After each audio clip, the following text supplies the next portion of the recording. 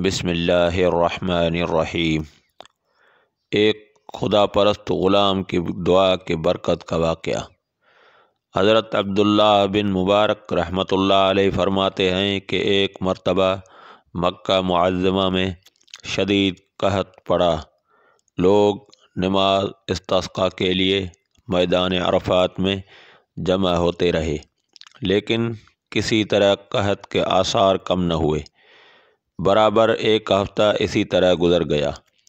چنانچہ آئندہ ہفتے جمعہ کی نماز کے بعد لوگ پھر عرفات میں جمع ہوئے تو میں نے دیکھا ایک سیاہ فام ضعیف و ناتوان انسان ہے، جس نے 2 رکعت نماز پڑھ کر اللہ تبارک و تعالی سے دعا مانگی اور سجدے میں گر کر قسم کھائی کہ تیری عزت و جلال کی قسم، اس وقت تک سجدے سے سر نہ اٹھاؤں گا جب تک تو باران رحمت سے اپنے بندوں کو سیراب نہ کر دے۔ چنانچہ اس کی اس دعا کے بعد میں نے دیکھا کہ آسمان پر سیاہ بادل چھا گئے اور اس قدر مینا برسا کہ میں حیران تھا۔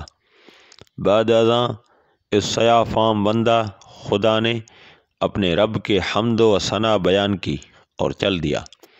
میں بھی اس کے پیچھے پیچھے ہو لیا کہ دیکھوں کہ یہ شخص کہاں جاتا ہے۔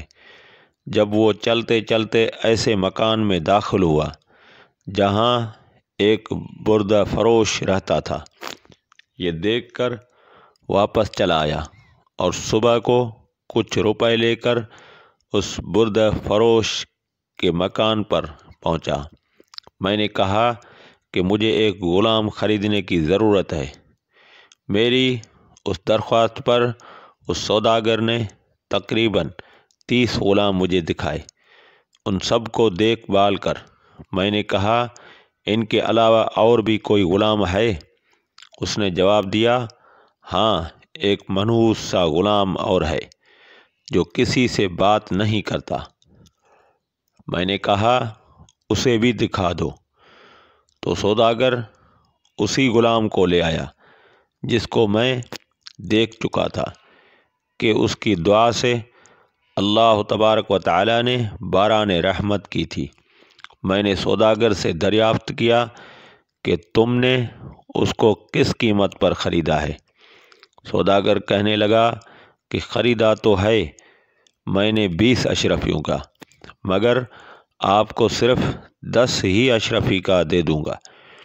یہ سن کر حضرت عبداللہ بن مبارک رحمۃ اللہ علیہ نے فرمایا کہ ہمیں اس کی ضرورت نہیں، بلکہ میں تم کو اس کی قیمت میں 27 اشرفیاں زیادہ دوں گا۔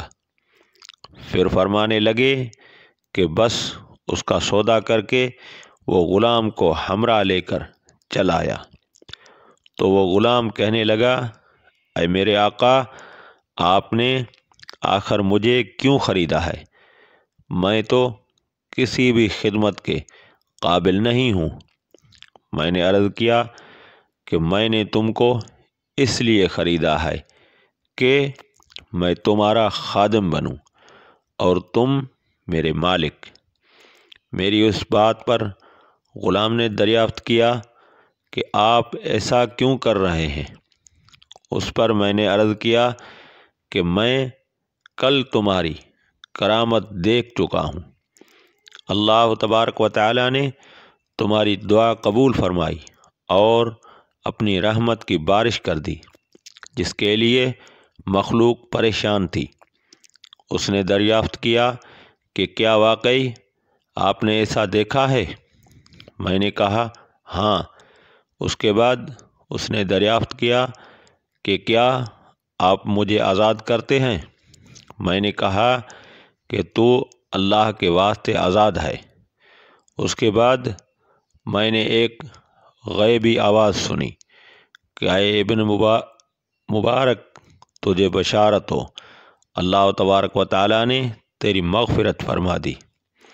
بعد ازاں اس غلام نے کامل وضو کر کے 2 رکعت نماز پڑھی اور کہا کہ اس چھوٹے آقا کی آزادی پر تو اللہ کا شکر ہے، مگر اللہ تبارک و تعالیٰ کی آزاد کرنے پر اس کا شکر کس طرح ادا کروں؟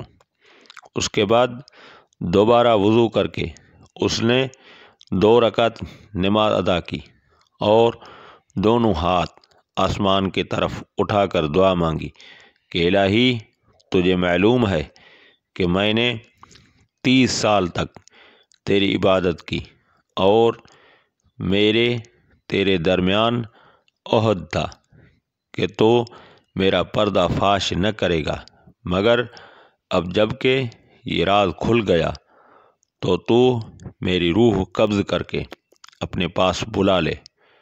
جب دیکھا تو اس کی روح پرواز کر چکی تھی۔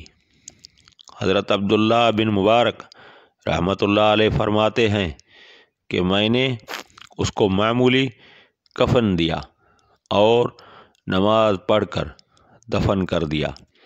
پس جب میں سویا تو کیا دیکھتا ہوں، 2 خوبصورت بزرگ عمدہ سا لباس پہنے ہوئے، ان میں سے ایک صاحب نے مجھ سے فرمایا، اے ابن مبارک، کیا تجھے اللہ تعالیٰ سے شرم نہیں آتی؟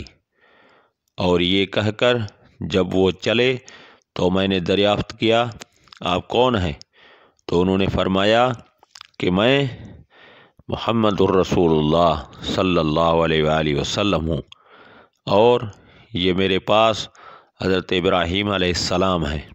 آخر میں نے دریافت کیا کہ میں اللہ سے کس طرح سے نہیں شرمایا، حالانکہ کثرت سے نماز پڑھتا ہوں؟ پر انہوں نے ارشاد فرمایا کہ آج اولیاء اللہ میں سے ایک ولی کی وفات ہوئی اور تم نے اس کو اچھا کفن نہیں دیا۔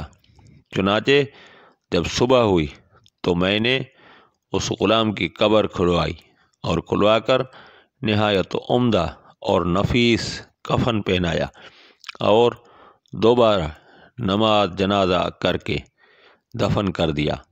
اللہ تبارک و تعالی اس پر اپنا رحم فرمائے، آمین۔ بحوالہ حقایتوں کا گلدستہ سبق، ہمیں یہ سبق ملتا ہے کہ سچ ہے اللہ تبارک و تعالی اپنے مطیع اور فرمان برداروں کی خود عزت بڑھا دیتا ہے، جو اپنے آپ کو اللہ کے لیے فنا کر دیتا ہے۔ اللہ تعالی دنیا کو خود اس کے آگے جھکا دیتا ہے۔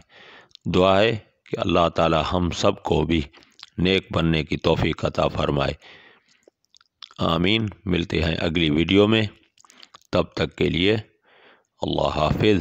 السلام علیکم ورحمۃ اللہ وبرکاتہ۔